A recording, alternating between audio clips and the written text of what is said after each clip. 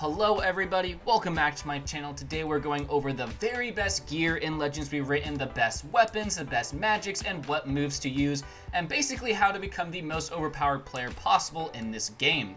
Now a lot of this gear is pretty difficult to attain, but let's get into it anyways. So first off, your helmet, the best helmet in the game.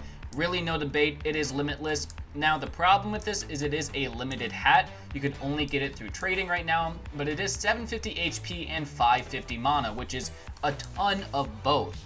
Now one thing you can do if you do not have a limitless is use the teal party hat. If you use the code on screen right now, you can still obtain this hat. It is 529 HP and 529 mana, which isn't that much worse than limitless because you're still getting a ton of mana and still getting a ton of HP. So I'd recommend using the teal party hat if you do not have a limitless, but overall the limitless is definitely the best hat in the game. So the best chest piece and leg plates get a little complicated because you can kind of do whatever you want. In my opinion, the best chest piece is going to be the Starforged plate, the Starforged chest piece. It gives 1500 HP and 425 mana. Now, if you combo this with the Mystic Illusionist leg plates, which give you 550 HP and 450 mana, you get very, very well-rounded stats. Now, some people like to use the Starforged leg plates for a ton of health, the 1000 health and 300 mana, with then the Illusionist chest piece. I do not have the Illusionist chest piece because I don't think it's as good, but some people like to combo it that way.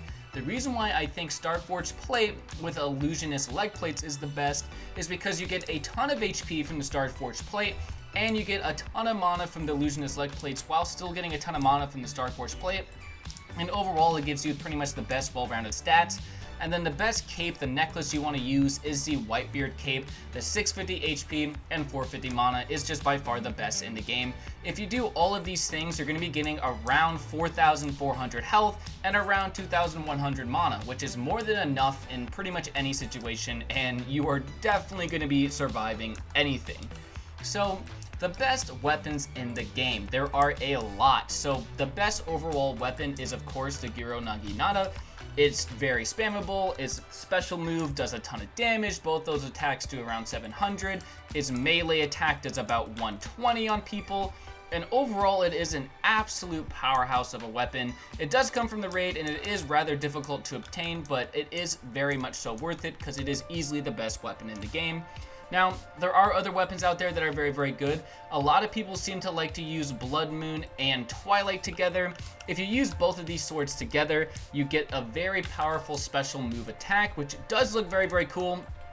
A lot of people like to use this until they get to Giro Naginata, and it isn't too bad to get. However, the one main downside of these weapons, in my opinion, is the only way to get it, or the only way to get the special move, is by having both, and the way you farm these weapons is from this boss over in here. As you can see, he literally is using them himself, and plus they look absolutely sick.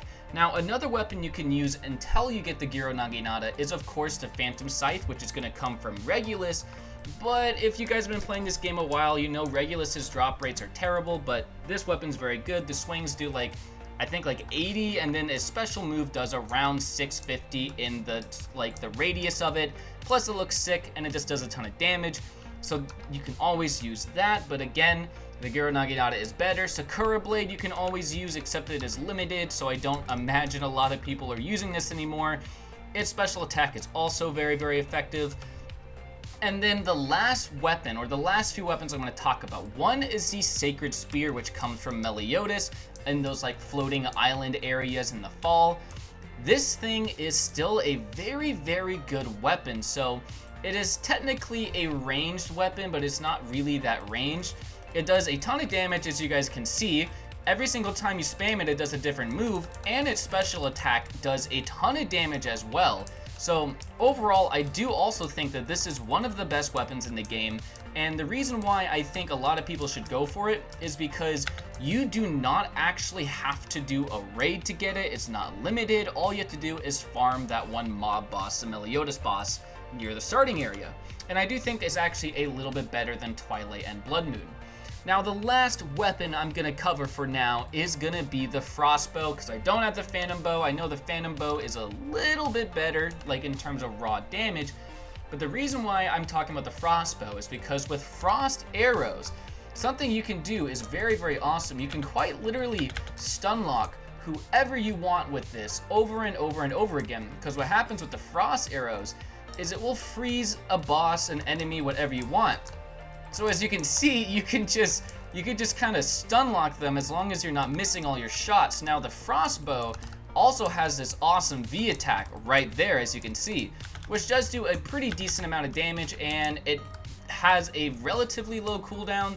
But the main reason why I think the bow is good is for all of the freezing that it does. So anyways, that's for the most part going to be the weapons. I do want to cover one last weapon. That's going to be the Crimson Staff. I am sure a lot of you guys already know about the Crimson Staff. So the Crimson Staff, the reason why it is so good is because I love when your inventory is full, the stuff just follows you. The reason why it's so good is because essentially an open world is where it shines. One thing you can do if you know all the spawn locations of any boss is charge up this staff for about 2 in-game hours. That's the max you can do. You can charge it very, very long time, and then right when a boss spawns in, you can pop Super Saiyan and then use this, and you can nearly one-shot every boss in the game. Now, I wouldn't recommend using it in raids and stuff because it takes such a long time to charge. So the reason why it's so good in open world is because if you know where bosses spawn in, you can just sit there and charge it and then wait for them to spawn in and then basically just instantly murk them. So for the most part, those are going to be the best weapons and non-magics to use in the game. Now let's go over the best magic, blessing, spec, all that good stuff. So for magic, if you have the game pass, we'll go over that first, the 3 magics. I recommend Tremor, Z, and Dark. In Tremor, you're going to want to use Tremor Blast and Tremor Quake. So Tremor Blast sends out this Tremor attack in front of you, and Tremor Quake does everything in like around you. It does a ground pound. Both of these are very, very spammable, as you can see, and both of them do a lot of damage. So very, very good. Now from Darkness, the reason why you want Darkness is for its 4th ability, Liberation. These 3 moves together will shred any boss, any mob, any enemy in the game. You basically just spam all of these attacks with the Giro Naginata and everything will die. It is very, very, very effective. Now, if you have the 3 magic game pass, I recommend you also use Z magic for its amazing dash and Super Saiyan. The Super Saiyan spec, this spec right here, is so important to many boss fights in this game because it does so much damage to, well, everything. If you're using this, your damage goes through the roof, all of your moves do way more damage, and you can pretty much shred bosses like Blackbeard. Now, let's say you don't have the 3 magic game pass. If you only have 2 magics, I recommend Tremor, Tremor Blast, Tremor Quake, and then your 3rd ability will be the Z magic, Beam Cannon, Spirit Bomb, or Kamehameha. The reason why I say the Beam Cannon is good is because it is pretty relatively long ranged, and it is very spammable. So all 3 of these attacks you can pretty much just constantly spam. As you can see, you can just spam all of these and pretty much shred everything, and it doesn't cost very much mana to use Beam Cannon either. So that's why I think it is a very good choice if you're only using 2 magics.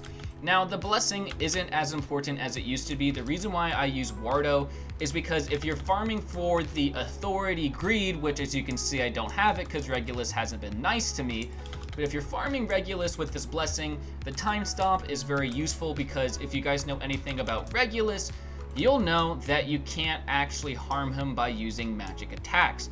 So the strategy is essentially, or why I'm using Wardo for my blessing, is if you use Super Saiyan, you can use Wardo, you can time stop, and then basically just spam him with your Naginata and do a ton of damage.